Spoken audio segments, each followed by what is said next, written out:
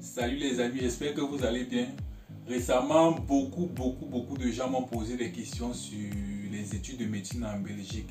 Et du coup, comme je ne voulais pas me répéter 50 fois, je préfère faire une voire plusieurs vidéos sur le sujet.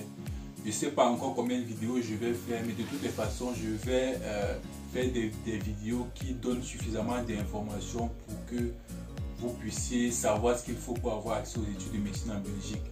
Dans cette première vidéo, nous allons parler de tout ce qu'il y a à savoir sur le déroulement des études de médecine en Belgique, de la structuration des études de médecine en Belgique, du cours des études de médecine en Belgique et surtout de l'accès, comment avoir accès aux études de médecine en Belgique. Les études de médecine en Belgique sont divisées en trois grandes parties. La première partie dure 3 ans, c'est ce qu'on appelle le bachelier. On appelle ça chez nous la licence. Voilà.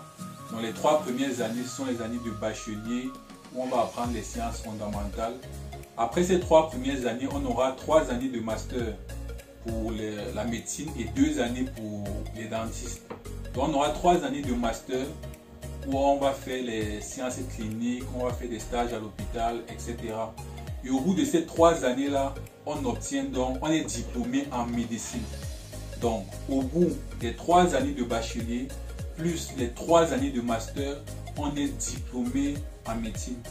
Je n'ai pas dit qu'on est diplômé en médecine générale.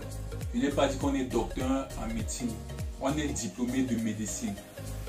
Et après donc, ce diplôme-là, on doit donc faire ce qu'on appelle un master de spécialisation pour être spécialiste. Donc je récapitule, on a 3 premières années qui sont le bachelier, après on a 3 années de master pour les études de médecine et 2 années pour les études dentaires, au bout desquelles on est diplômé en médecine. Et après cela, on doit donc faire un master de spécialisation qui dure 3 à 6 ans en fonction de la spécialité. Par exemple, pour ceux qui veulent faire la chirurgie, ça durera 6 ans. Pour ceux qui veulent faire médecine générale, ça durera 3 ans. Pour ceux qui veulent faire la pédiatrie, par exemple, ça durera 5 années. Donc ça variera en fonction de la spécialité.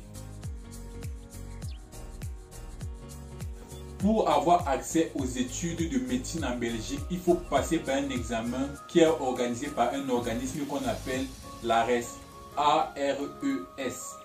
Donc couramment cet examen-là est appelé examen de l'ARES. C'est un examen qui est organisé 2 fois chaque année. On a une session en juillet et une session en août. On peut bien entendu passer les 2 sessions. Ça signifie que si vous n'avez pas réussi la session de juillet, vous pouvez vous présenter à la session d'août. C'est un examen qui est organisé en 2 parties qui se composent le même jour. La première partie, c'est une partie scientifique qui est composé de 4 matières: mathématiques, physique, chimie, biologie.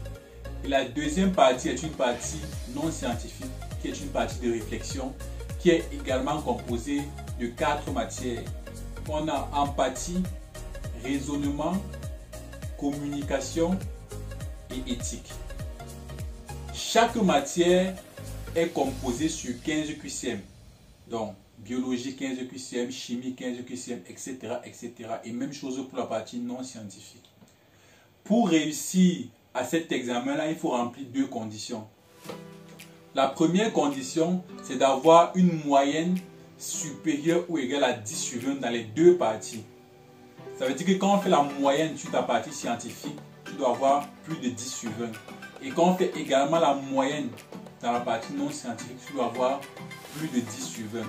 Donc si tu as moins de 10 sur 20 sur une seule des 2 parties, tu es d'emblée éliminé, même si tu as 19 sur l'autre partie.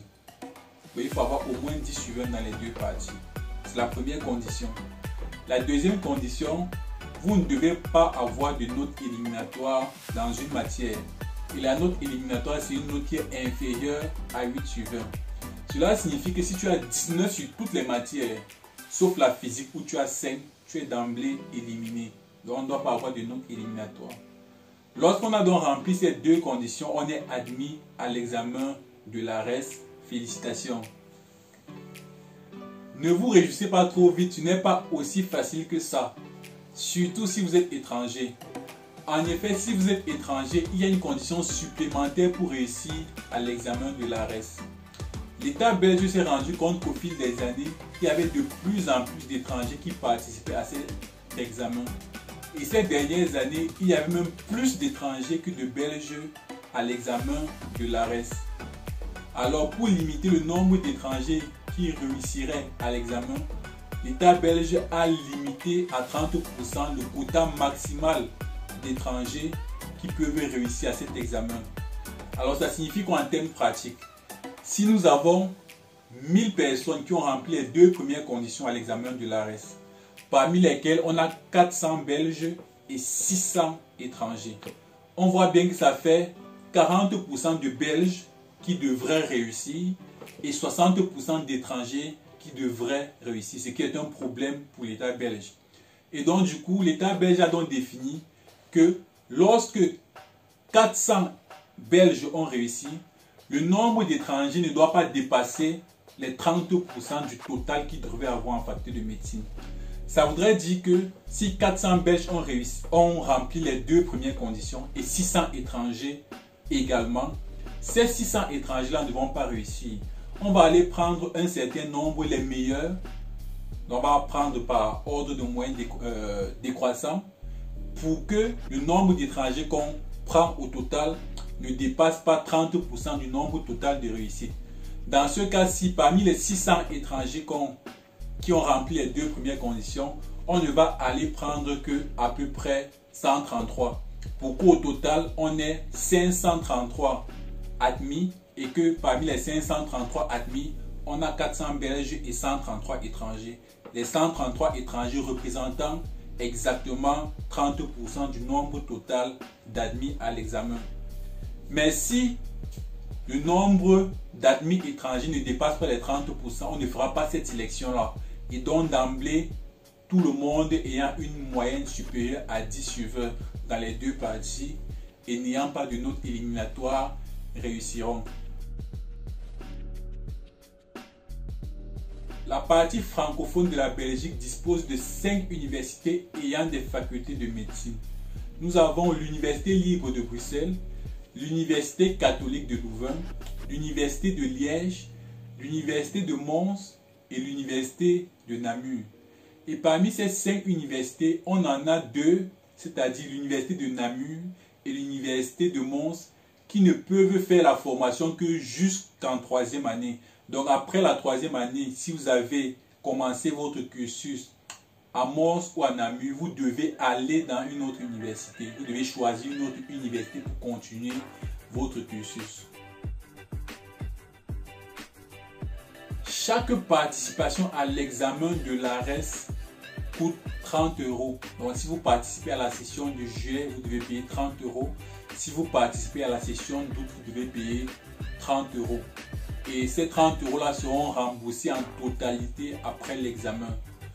En ce qui concerne le coût de la vie et de la formation en Belgique, il est important de savoir que le Minerval, c'est-à-dire la scolarité, s'élève à 835 € par an dans les 5 universités dont nous avons parlé.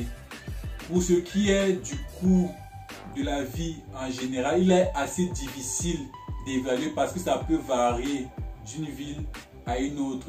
Néanmoins, il est important de savoir que la dépense la plus importante, c'est le logement.